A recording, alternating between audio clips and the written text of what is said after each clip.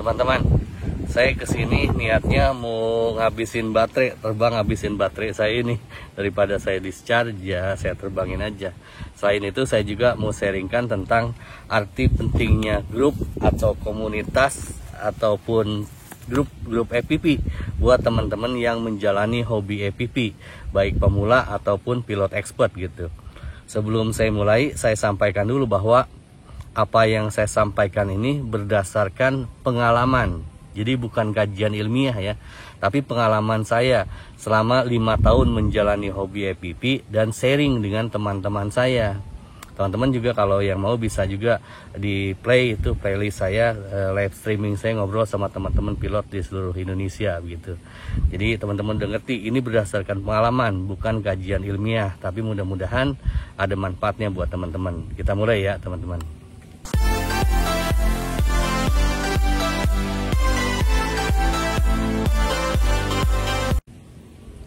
Gini, untuk pemula dulu, untuk pemula ya.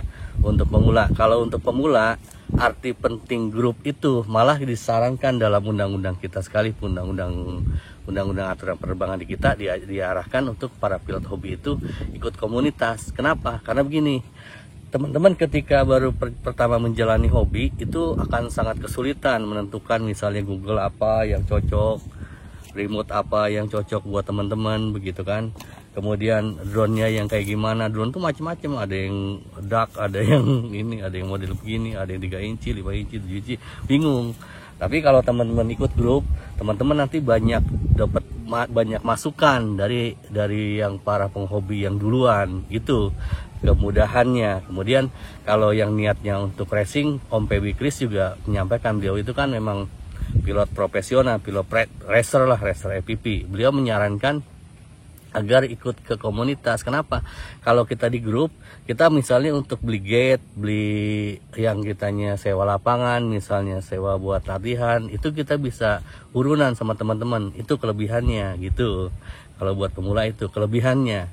Ada kelebihan bukan berarti nggak ada kekurangan. Kekurangannya juga ada.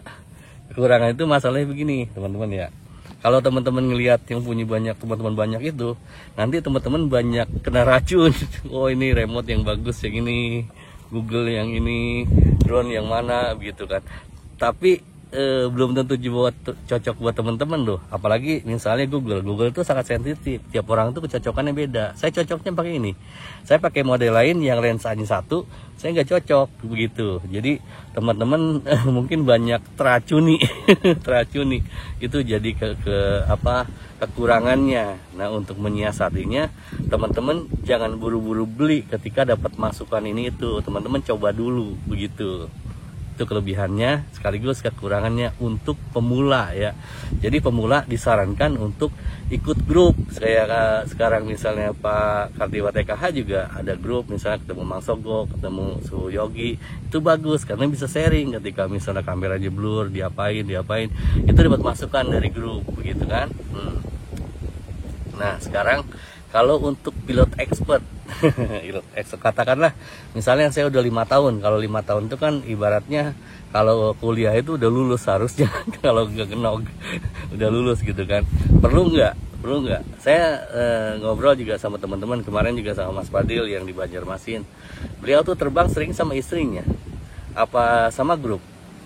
Enggak juga, jarang. Saya selama 5 tahun menjalani hobi ini, mungkin terbang sama grup itu bisa dihitung jari. Selebihnya saya sendirian, kayak sekarang aja saya terbang sendirian. Walaupun kalau untuk pemula sangat jangan terbang sendirian, karena ya misalnya kita nyangkut drone di atas pohon gitu kan, sampai bantuin kalau sendirian. Kalau banyak kan kita kan banyak yang bantuin gitu. Tapi kalau udah expert, udah kita tahu kemungkinan crash, kemungkinan resikonya, sendiri juga nggak apa-apa selama kita tidak mengganggu orang lain gitu. Bahkan kalau saya sendiri, saya pernah bikin video dulu waktu di channel Dr. Drone, saya bilang hobi drone ini sebenarnya untuk hobi yang penyendiri, para penyendiri. Kalau untuk expert sebetulnya di grup itu jadi kontraproduktif kalau menurut saya. Silakan koreksi menurut teman-teman gimana. Karena begini, misalnya kita janjian sama teman, besok hari Sabtu kita terbang yuk gitu, misalnya 5-an atau 10 orang. Itu tuh saling nunggu, ada yang izin ke istrinya, ada yang menjemput pacarnya, ada yang ngambil tabungan dulu, ada yang belum bangun. Itu akhirnya rencana itu pada ngaret dan bisa gak jadi. Di kita itu masalahnya begitu, kalau apa namanya, saling nunggu. Kecenderungan kita, kalau saya, pengalaman saya misalnya belajar kelompok atau kerja kelompok begitu, itu tuh ya mohon maaf sekali lagi, ini mas yang saya rasakan, saya mudah-mudahan saya salah. Orang kita itu kecenderungannya saling ngandelin, saling nunggu, saling ngandelin, bukan saling gimana ya, bukan saling mendukung. Coba aja, sebenarnya pilot-pilot drone itu banyak, tapi saling pada cuek gitu. Hal-hal jeleknya yang diutamakan gitu. Jadi kalau untuk expert, kalau menurut pandangan saya sih, kalau salah ya saya terima salah. Tapi kalau buat saya sih, saya terbang sendiri dan saya udah menjalani hobi ini 5 tahun dan seringnya terbang sendiri. Jadi kalau udah expert, menurut pandangan saya, ada motor lewat, menurut pandangan saya nggak terlalu penting,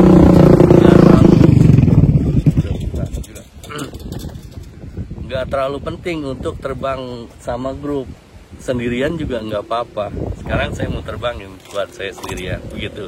Jadi saya ulangi, kalau untuk pemula disarankan untuk ikut grup, tapi untuk expert udah merasa expert, selama terbangnya di lokasi yang aman, tidak melanggar aturan, tidak mengganggu orang, sendirian malah lebih asik begitu teman-teman. Silakan komentar. Saya terbang dulu. Itu kuatnya saya simpan di situ teman-teman. Nih kita arming ya. Sekarang kita tinggal terbangkan teman-teman ya. Di bujur Pasepan. Oh, ke sini. Di sini ada tadi sih ada orang. Oh, masih ada orang. Saya nggak enak kalau ada orang. Kita harus menghormati orang dan terbang jauh dari orang lain supaya tidak mengganggu. Saya power loop di sini deh, si bujur.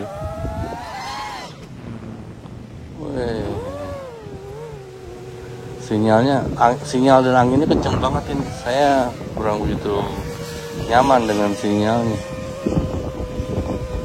Padahal saya di sini tuh kan. Soalnya saya sambil duduk sih, kalau sambil berdiri mungkin beda ceritanya. Saya duduknya di situ, di sini saya duduknya. Tuh, jadi sinyal saya ketika saya ke bawah itu terganggu. Ke sini saya ketutup tuh kan, ke sini ketutup saya sinyalnya. Nah, tuh kan. Kurang bagus sinyalnya kan gitu, susah ngelihatnya. Tapi ya nggak apa-apa, masih ini kan drone analog bukan drone digital. Segini juga udah lumayan daripada lumanyun.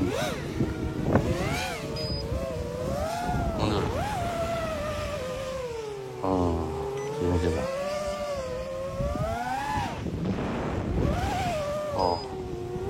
Ngerapak banget tuh. Buat saya ngerapak banget, tapi saya masih bisa memaksakan mempors. Situ. Ya kita nikmati aja.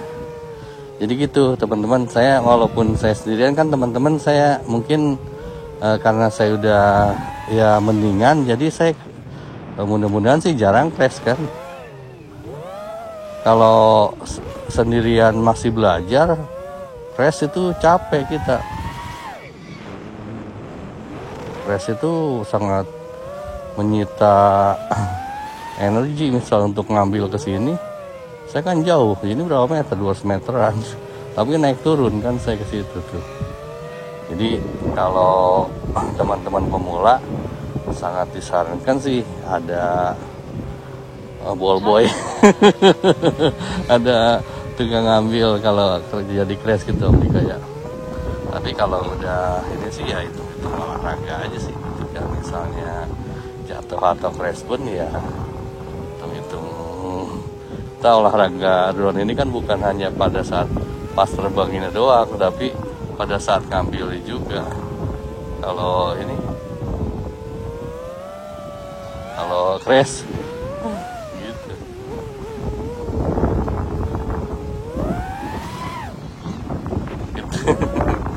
Beresiko ya, penerbangan itu beresiko, itu beresiko untuk crash maksudnya. Jadi alangkah disarankan memang kalau buat teman-teman yang masih latihan sih, alangkah lebih bagus ada teman. Tapi kalau udah merasa bisa, saya seringnya terbang paling sama anak saya, sama istri saya. Jarang saya terbang ikut grup gitu, enggak. Paling sesekali itu, misalnya memang sangat penting ada teman gitu, teman dari luar Bandung. Ada teman ya itu, baru saya itu main sama grup. Ada teman maksudnya. Kalau masih sendirian mah ya nggak masalah. Ini Glock sini terbangannya. Gimana kalau saya mundur sini? Oh, mundur situ juga. Kayak main ayunan. Tuh, ini beresiko teman-teman, beresiko kalau untuk terbang sendirian, dan ini tuh beresiko untuk crash, bahaya. Nah, saya terbangnya juga, saya membiasakan selalu mepet ke ground. Dengan kondisi mepet ke ground, saya menghindari misalnya di atasnya ada kabel atau apa. Nah, ini toilet. Kalau teman-teman bulat pipis waktu main ke Kiara Payung, ini ada toilet. Gitu teman-teman. Sini hilang nggak sinyal? Enggak, masih bisa kelihatan. Padahal ini analog.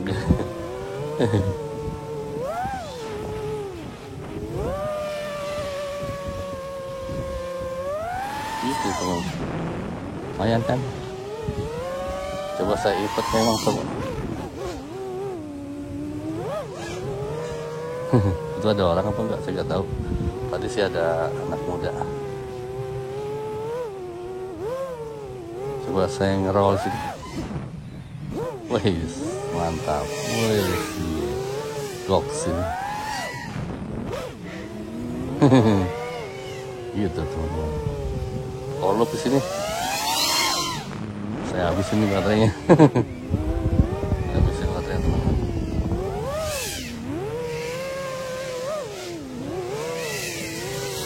Saya di situ, makanya sinyal saya nggak maksimal pas saya turun ke sini juga, karena saya kehalang mungkin kan. Ini di bawah tuh, ini kan di bawah tuh.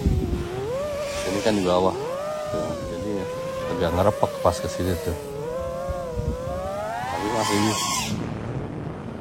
bisa gitu teman-teman. Oke, jadi gitu ya teman-teman. Kalau yang pemula silakan ikut grup, yang expert terbang sama saya. Oh iya ya, bener, nggak maksudnya bagus sama grup, tapi kalau mau terbang sendiri juga kayak saya, asik-asik aja. Saya mau landing di atas mobil lah, biar buatnya nggak kotor-kotor banget. Waduh, tuh kotor kan. Tuh, oke, mantap teman-teman, awesome.